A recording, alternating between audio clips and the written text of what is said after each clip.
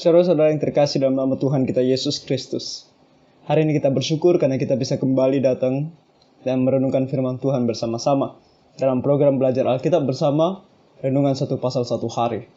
Nah, hari ini kita akan merenungkan dari kitab Kejadian pasalnya yang ke-10. Seperti biasa sebelum kita merenungkan firman Tuhan, mari kita bernyanyi pujian nomor 246 dari KPPK, Setiap Langkahku. Setiap langkahku selalu ikut Yesus, Dia akan memimpin jalanku, ku ikut Yesus.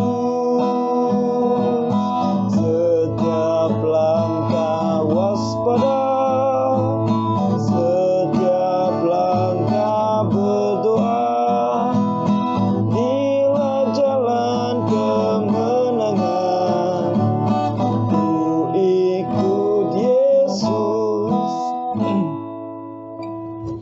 sebuah lagu mengingatkan kepada kita bahwa dalam setiap langkah hidup kita harus selalu mengikut Tuhan Yesus. Nah, hari ini kita akan belajar dari Kejadian pasalnya yang ke-10. Nah, apa yang akan kita lihat di sini adalah kembali nama-nama dari keturunan ketiga anaknya Nuh, Sem, Ham, dan Yafet. Namun dari nama-nama ini kita akan belajar beberapa hal tentang orang-orang yang hidup pada masa itu dan tentang bagaimana Tuhan bekerja di dalam generasi-generasi tersebut. Mari kita sama-sama buka Alkitab kita, Kejadian pasalnya yang ke-10. Di sini firman Tuhan,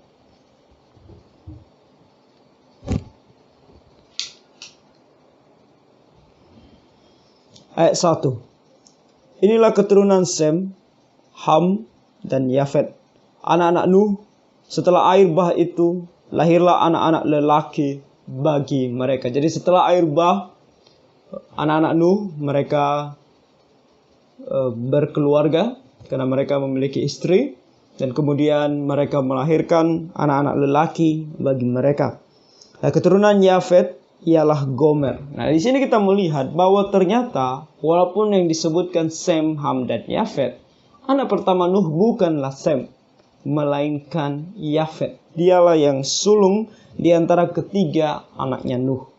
Sem, Ham, dan Yafet. Yafetlah yang paling tua sebenarnya. Nah, keturunan Yafet ialah Gomer, Magog, Madai, Yawan, Tubal, Mesek, dan Tiras.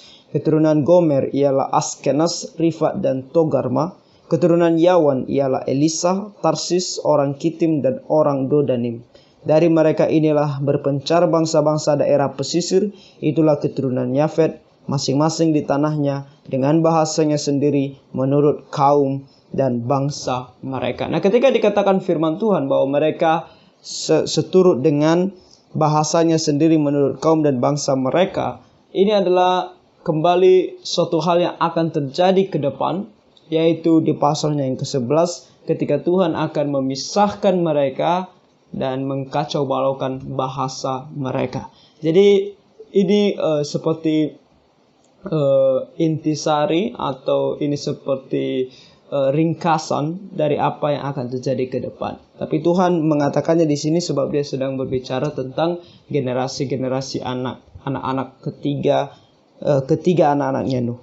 Oke. Jadi apa yang dikatakan Tuhan di sini adalah tentang keturunan Yafet, dan sesuai dengan nantinya daerah mereka, sesuai dengan kriteria mereka, ini adalah orang-orang yang saat ini kita tahu berada atau pada masa itu pergi lebih ke daerah Eropa. Oke.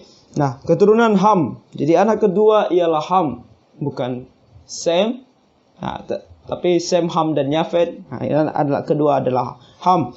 Nah, keturunan Ham ialah Kush, Misraim, Put, dan Kanaan. Nah, di sini kita lebih jelas mengetahui bahwa Kanaan adalah anaknya Ham. Kanaan di sini adalah leluhur dari orang-orang Kanaan yang nantinya menempati tanah perjanjian sebelum keturunan Abraham memasukinya. Nah, keturunan Kush ialah Seba, Hawila, Sabta, Raema, dan Sabteka. Anak-anak Raema ialah Sheba dan Dedan. Kush memperanakan Nimrod. Nah, ini adalah salah satu nama juga yang kita harus ingat. Karena Nimrod dialah yang mula-mula sekali orang yang berkuasa di bumi. Ia seorang pemburu yang gagah perkasa di hadapan Tuhan. Sebab itu dikatakan orang seperti Nimrod, seorang pemburu yang gagah perkasa di hadapan Tuhan. Jadi Nimrod ini adalah orang yang sangat luar biasa. Dia adalah seorang yang gagah perkasa, dia adalah seorang pemburu. Nah, tidak ada yang salah dengan menjadi seorang pemburu, dan tidak ada yang salah menjadi seorang yang gagah perkasa.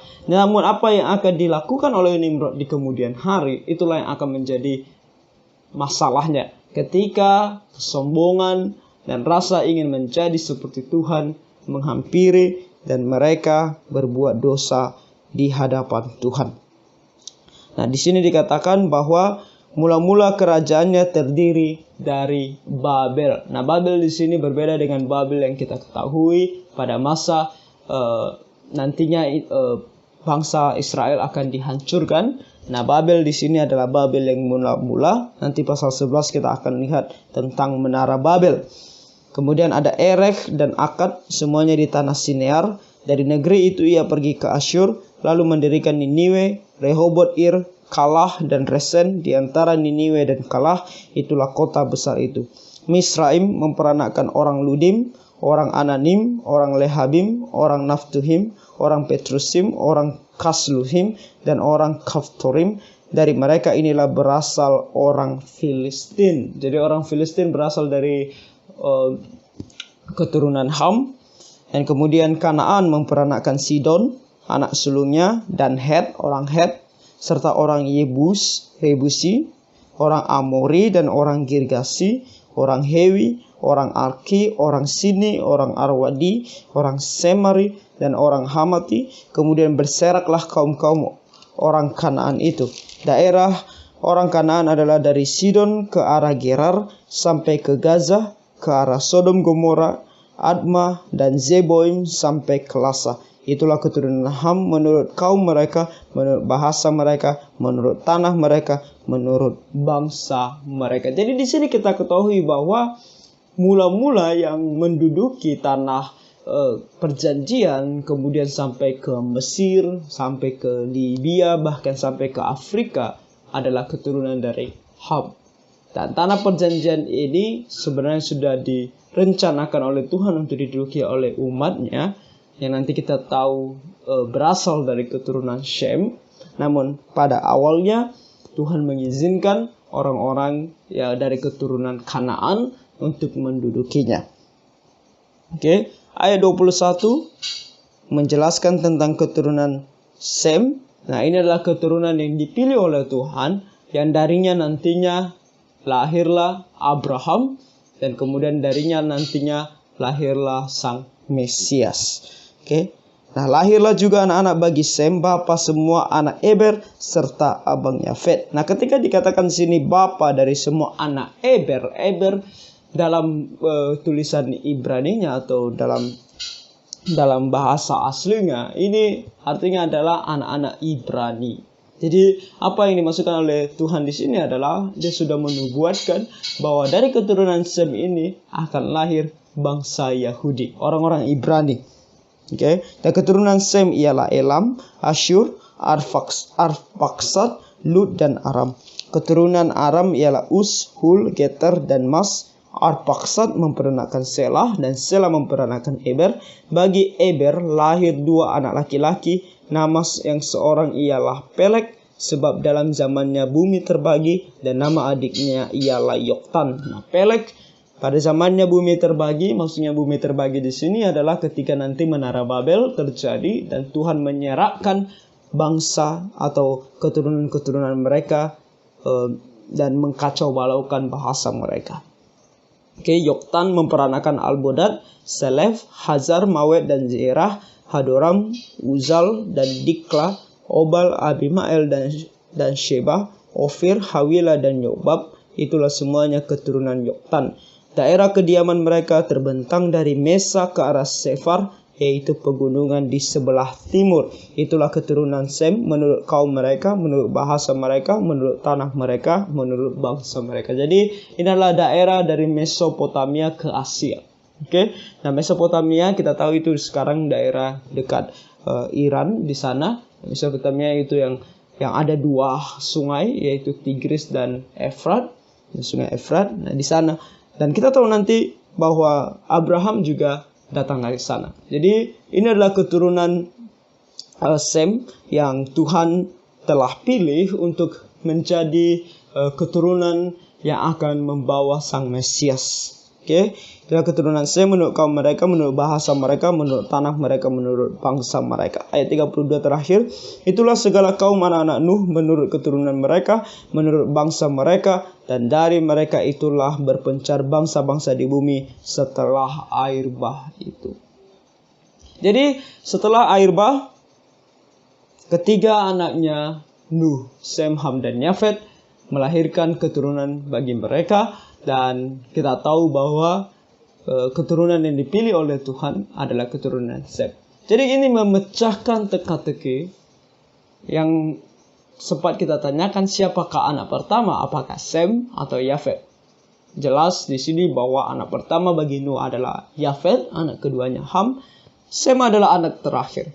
Namun, kenapa selalu nama Sem yang disebutkan terlebih dahulu?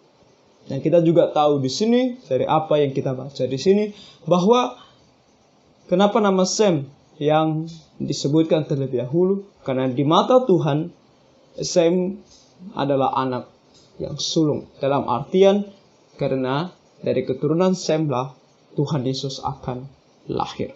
Jadi sejak awal apa yang sudah dilakukan oleh Tuhan atau yang sedang dilakukan oleh Tuhan pada awal mulanya tetap adalah rencana keselamatannya yang akan dia berikan atau yang menjadi puncaknya ketika Tuhan Yesus datang ke dalam dunia.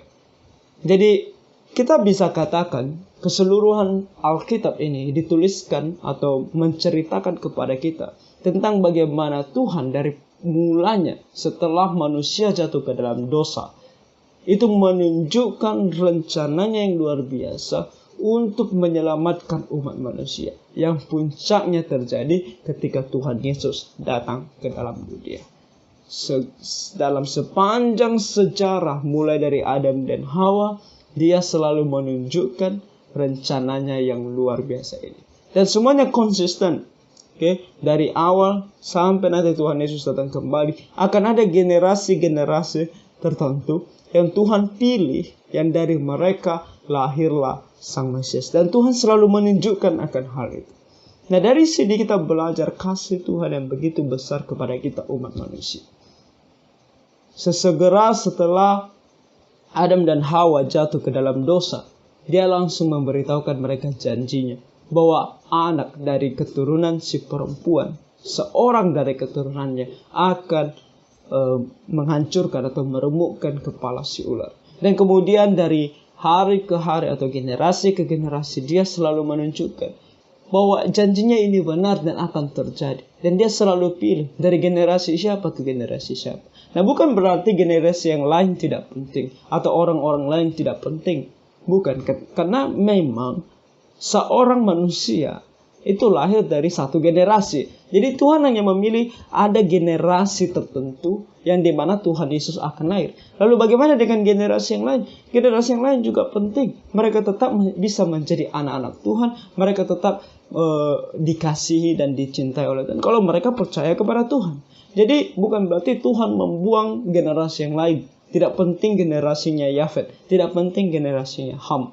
Walaupun Ham sudah dikutuk oleh Tuhan, Kanaan sudah dikutuk oleh Tuhan, tetapi pintu keselamatan tetap terbuka bagi mereka. Jikalau mereka hidup berkenan kepada Tuhan dan percaya kepada Tuhan, tentu Tuhan akan membuka tangannya dan menerima mereka sebagai anak-anak. Memang generasi untuk kedatangan Tuhan Yesus atau generasi di mana Tuhan Yesus akan lahir seperti menjadi generasi yang sangat istimewa. Tentu siapa yang bisa mengatakan itu tidak istimewa? Karena dari generasi itulah Tuhan Yesus akan datang. Oke, jadi memang istimewa, tapi bukan berarti generasinya yang lain tidak penting, termasuk kita. Oke, kita bukan generasi di mana Tuhan atau yang berasal dari keturunan di mana Tuhan Yesus lahir. Kita bukan orang Yahudi, tetapi Tuhan begitu mengasihi kita. Maka oleh karena itu, hari ini kita belajar akan hal ini dan kita harus sangat bersyukur kepada Tuhan akan dikasihnya yang besar kepada kita. Kematian Tuhan Yesus di atas kayu salib 2000 tahun yang lalu. Penguburannya, bahkan kebangkitannya dari antara orang mati adalah rencana Tuhan dari awal mula sekali ketika manusia jatuh ke dalam dosa, bahkan sebelum dunia ini dijadikan. Agar kita umat manusia yang berdosa ini akan diselamatkan di dalam Dia. Betapa besar kasih Tuhan terhadap kita dan betapa kita harus secara demikian mengasihi Dia. Oleh karena itu dalam segala kehidupan kita harus selalu merencanakan bagaimana caranya agar kita selalu mempermuliakan namanya dan menjadi saksi baginya. Dia telah mengasihi kita terlebih dahulu, marilah kita mengasihi Dia sebagai anak-anaknya. Jadi kiranya Tuhan menolong kita, Tuhan memberkati.